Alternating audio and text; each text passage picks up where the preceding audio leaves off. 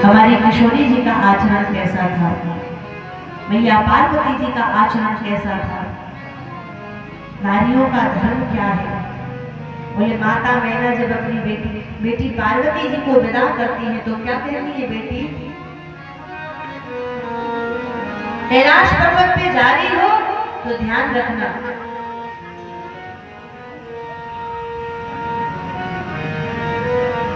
मन वचन कर्म से अपने पति की सेवा करना, करे कुशदासन कर पर पूजा, दान धर्म पति देव न दूजा।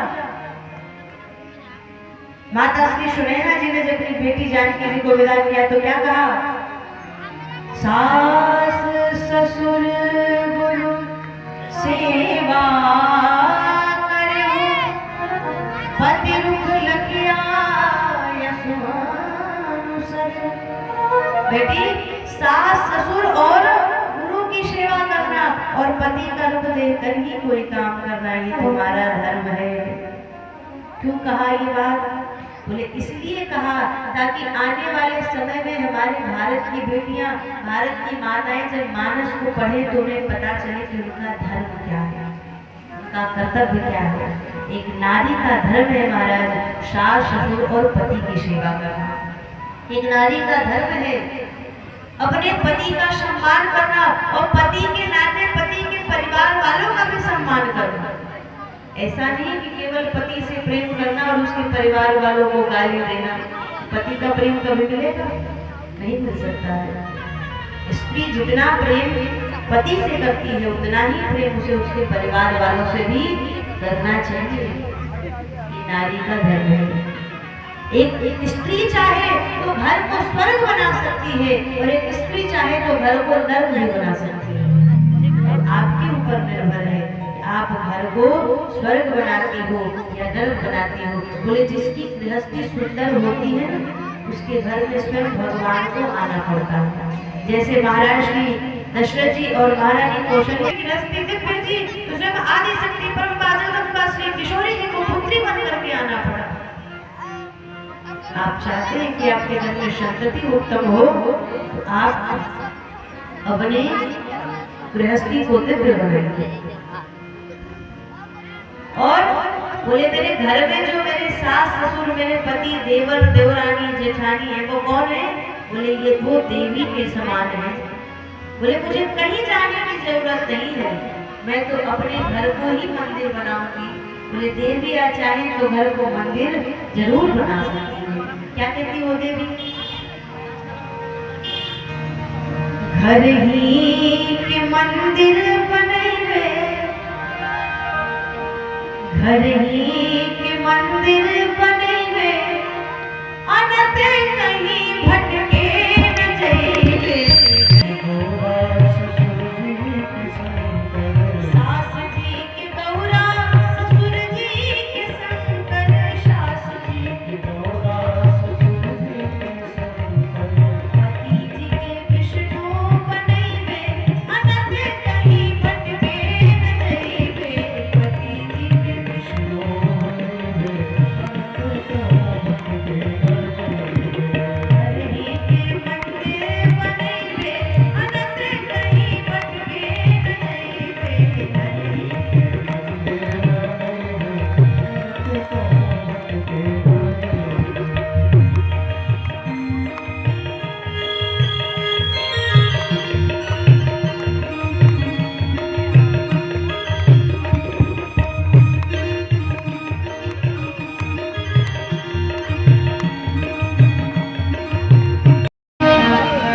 हमारे किशोरी जी का आचरण कैसा था, मैया पार्वती जी का आचरण कैसा था, नारियों का धर्म क्या है।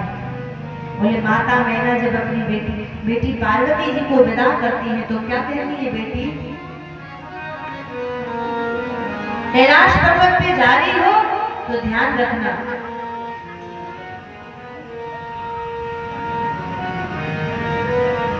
मन वचन कर्म से अपने पति की सेवा करना, करे कुशदासन कर पर पूजा, दान धर्म पति देव न दूजा। माता श्री सुनैना जी ने जब अपनी बेटी जानकी जी को विदा किया तो क्या कहा, सास सेवा करो पति रुख लगिया यशुआनुसर। बेटी, सास ससुर और गुरु की सेवा करना और पति का रुख देखकर ही कोई काम करना, ये तुम्हारा धर्म है। क्यों कहा ये बात? बोले इसलिए कहा ताकि आने वाले समय में हमारे भारत की बेटियां, भारत की माताएं जब मानस को पढ़े तो उन्हें पता चले कि उनका धर्म क्या है, उनका कर्तव्य क्या है। एक नारी का धर्म है महाराज सास ससुर और पति की सेवा करना। एक नारी का धर्म है अपने पति का सम्मान करना और पति के नाते पति के परिवार वालों का भी सम्मान करना। ऐसा नहीं कि केवल पति से प्रेम करना और उसके परिवार वालों को गाली देना। पति का प्रेम कभी मिलेगा? नहीं मिल सकता है। स्त्री जितना प्रेम पति से करती है उतना ही प्रेम उसे उसके परिवार वालों से भी करना चाहिए। ये नारी का धर्म है। एक स्त्री चाहे तो घर को स्वर्ग बना सकती है और एक स्त्री चाहे तो घर को नर्क भी बना सकती है। और आपके ऊपर निर्भर है आप घर को स्वर्ग बनाती हो या नर्क बनाती हो। बोले जिसकी गृहस्थी सुंदर होती है उसके घर में स्वयं भगवान को आना पड़ता है। जैसे महाराज श्री दशरथ जी और महारानी कौशल्या की गृहस्थी दिव्य थी तो स्वयं आदि शक्ति परम जगदम्बा श्री किशोरी जी को पुत्री बन करके आना पड़ा। आप चाहते हैं कि आपके घर में संतति उत्तम हो तो आप अपने गृहस्थी को दिव्य बनाएंगे। और बोले मेरे घर में जो मेरे सास ससुर मेरे पति देवर देवरानी जेठानी है वो कौन है? बोले ये दो देवी के समान है। बोले मुझे कहीं जाने की जरूरत नहीं है, मैं तो अपने घर को ही मंदिर बनाऊंगी। बोले देवी आ चाहे तो घर को मंदिर जरूर बना सकती है। क्या कहती वो देवी? घर ही के मंदिर बनेंगे, घर ही के मंदिर बनेंगे, अनंत कहीं भटके न जाएंगे। सास जी के गौरा ससुर जी के शंकर, सास जी के गौरा ससुर जी के शंकर, पति जी के विष्णु बनेंगे, अनंत कहीं भटके न जाएंगे। पति जी के विष्णु बनेंगे,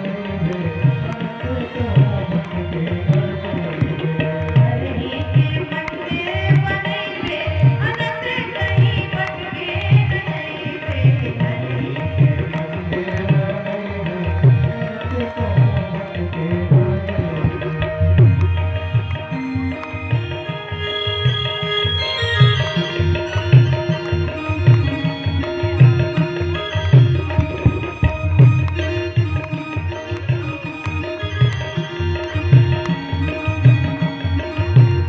समझ में नहीं आ सकता।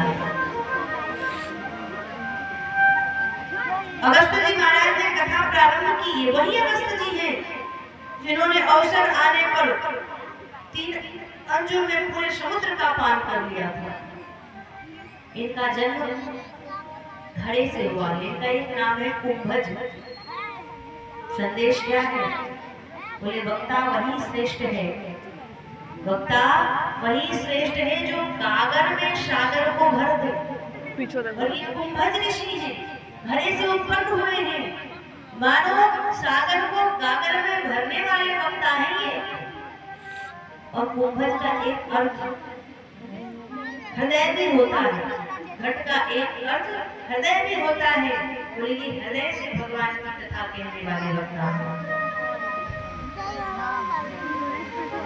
खूब सम्मान किया, कथा प्रारंभ हुई।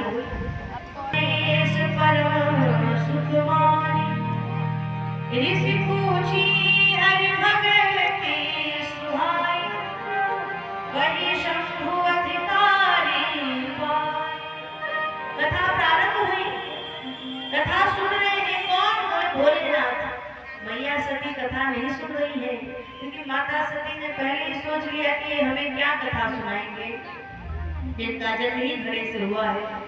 कुंभज ऋषि हमें क्या कथा सुनाएंगे, इसलिए श्रोताओं में इष्ट से गोस्वामी जी महाराज ने माता सती का नाम निकाल दिया। राम कथा मुनि वरण बखानी, सुनी महेश परम सुखमानी। महेश कथा सुन रहे हैं, सती जी कथा नहीं सुन रही है। कथा पूरी हुई। कथा पूरी होने के बाद भोलेनाथ ने अगस्त्य जी से कहा, आप हमसे कुछ दक्षिणा मांग लीजिए, क्योंकि नियमतः तो हमें मांगना नहीं आता। और संत कहते भी है, मैं अगर मांगू तुझे तो कुछ न देना तू मुझे, वरना प्रेमी नहीं मजदूर हो जाऊंगा मैं अगर देखूं तो देखूं, तुमने मुझको देखना, तुमने अगर देखा तो मगरूर हो जाऊंगा मैं अगर चाहूं तो चाहूं, तुमने मुझको चाहना, तुमने अगर चाहा तो मशहूर हो जाऊंगा मैं अगर तड़पूं तो तड़पूं, दिल से बिंदु टपकाना न तुम, दिल से बिंदु टपकाया तो आंखों से दूर हो जाऊंगा मैं। प्रभु मुझे आपसे कुछ नहीं चाहिए। मांगने का अवसर जब आए ना तो भगवान से स्पष्ट कह देना कि हमें आपसे कुछ नहीं चाहिए। जानते हैं मांगने से क्या होता है? बोले मांगने से प्रेम घट जाता है। सहज मिले सो होय दूध सम, मांगे मिले सो पानी, और कहा कबीर सो होय रक्त सम, जिसमें खींचा पानी। सहज मिले सो होय दूध सम, जो सहज मिल जाए वो दूध के समान होता है। मांगे मिले सो पानी, और कहा कबीर सो होय रक्त सम, जिसमें खींचा पानी। इसलिए भगवान से भी मत मांगना। क्यों? बोले ये तो वही बात हुई जैसे दिन भर मजदूर खेत में काम करता है और शाम को मजदूरी लेके घर चला जाता है, तो वहाँ प्रेम स्थापित नहीं हो पाता। मांगने से प्रेम कम हो जाता है। मांगो मत, भगवान से भी नहीं। क्यों? क्या भगवान को पता नहीं कि हमारी जरूरत क्या है? हमारे भाग्य में होगा तो ठाकुर जी हमें देंगे। मांगने का मौका मिले तो भगवान से नहीं, भगवान को मांगिए। ये कथा संदेश देती है, भगवान से नहीं भगवान को मांगना। और भक्ति ऐसी करो कि आपको भगवान से न मांगना पड़े, बल्कि स्वयं भगवान आपसे मांगे। मांगी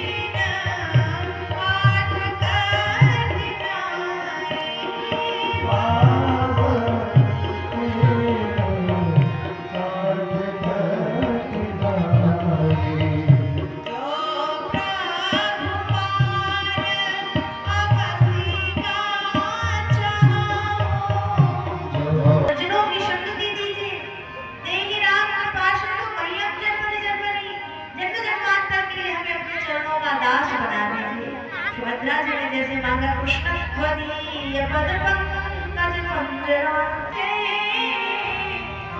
कंठावरोधन विधौ स्मरणं कुतस्तु।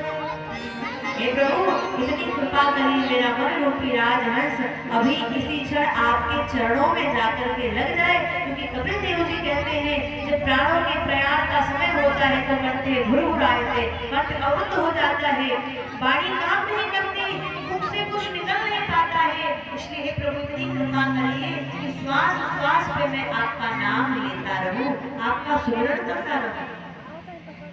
सरकार अगर देना है तो कृपा करके यही कीजिए। हर श्वास में हो सुमिरन तेरा, यूं बीत जाए जीवन मेरा। हर श्वास में हो सुमिरन तेरा, यूं बीत जाए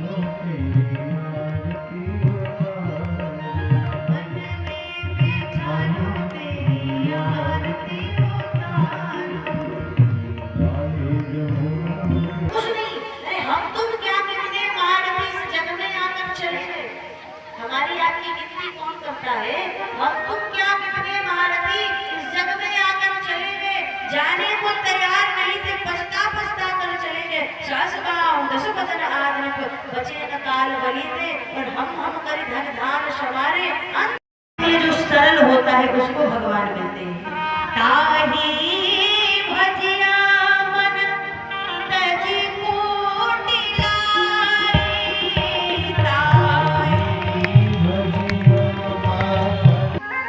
बोले बड़ी बन करके आई, इसलिए बिल्कुल छोटी मतलब के लोग आई थी।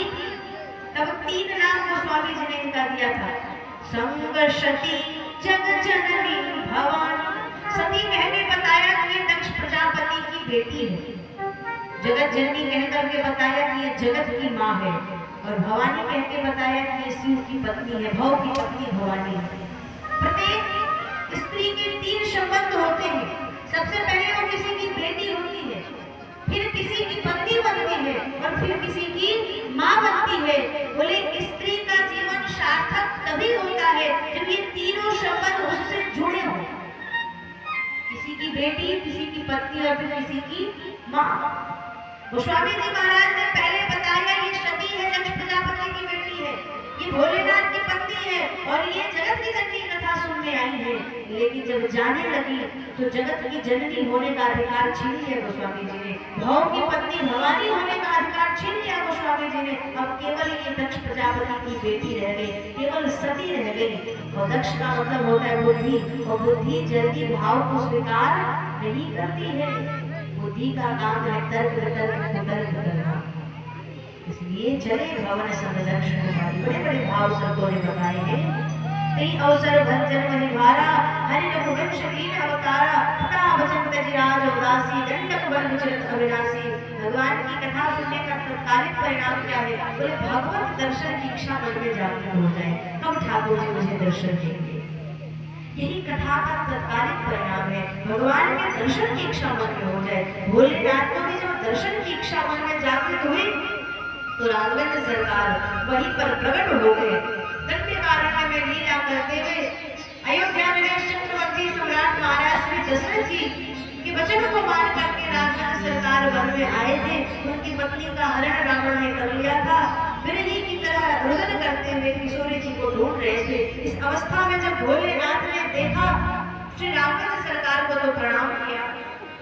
हरि लोचन छवि सिंधु बिहारी, उसमें जानी कीन चिनारी। नहीं रहता, चाहे वो स्त्री हो अथवा पुरुष हो। आपको एक हीरे की अंगूठी खरीदनी हो, आप जोहरी के दुकान पे जाते हैं और जाकर के उससे कहते हैं कि मुझे एक हीरे की अंगूठी चाहिए। जोहरी क्या कहता है? बोले दुकान में आप बैठो। आप दुकान में जाते हैं, बैठते हैं। जोहरी बोले अपनी अलमारी खोलता है और उस अलमारी में से एक बड़ा सा डिब्बा निकालता है। उस डिब्बे में से भी एक डिब्बा निकालता है और उस डिब्बे में से भी एक पीले कलर का प्लास्टिक निकालता है और उसमें से एक गुलाबी पन्नी निकालता है और उस गुलाबी पन्नी में से वो हीरे की अथवा सोने की अंगूठी निकाल करके आपको देता है। कोई भी जोहरी क्या हीरे की अंगूठी अपने दुकान में यूं फेंक करके रखता है क्या? रखता है? रखता होगा बताइए? नहीं रखता।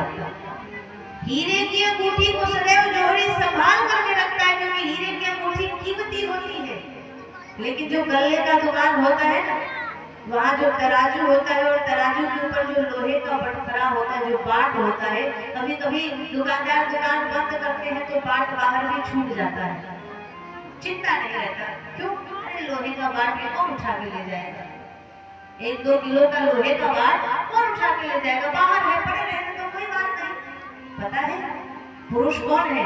बोले पुरुष लोहे के बाट के समान है, ये बाहर भी पड़े रहे तो कोई विशेष चिंता नहीं है। लेकिन स्त्रियां कौन है? बोले हीरे के समान है। अब आप समानता की बात करती हो, पुरुष लोहे के बाट है लेकिन स्त्रियां बोले हीरे के समान कीमती होती है, इसलिए इनको ज्यादा संभाल करके रखा जाता है। इसलिए बुरा मत मानना इस बात का, और समानता के लिए कभी लड़ना मत, क्योंकि आपको उनसे ज्यादा अधिकार मिल गया है। मातृदेवो भव कह करके आपको ज्यादा अधिकार दे दिया गया है। कहाँ बहोरी कहाँ केतु विपिन अकेले मिलेंगे ये तो यूं अकेले भ्रमण करना आपका ठीक नहीं है देवी। माता सती समझ गई ये कोई साधारण पुरुष नहीं है, ये तो साक्षात पूर्ण ब्रह्म परमात्मा है। मैया सती वहां से उठी और उठ करके बोले भागी माता सती।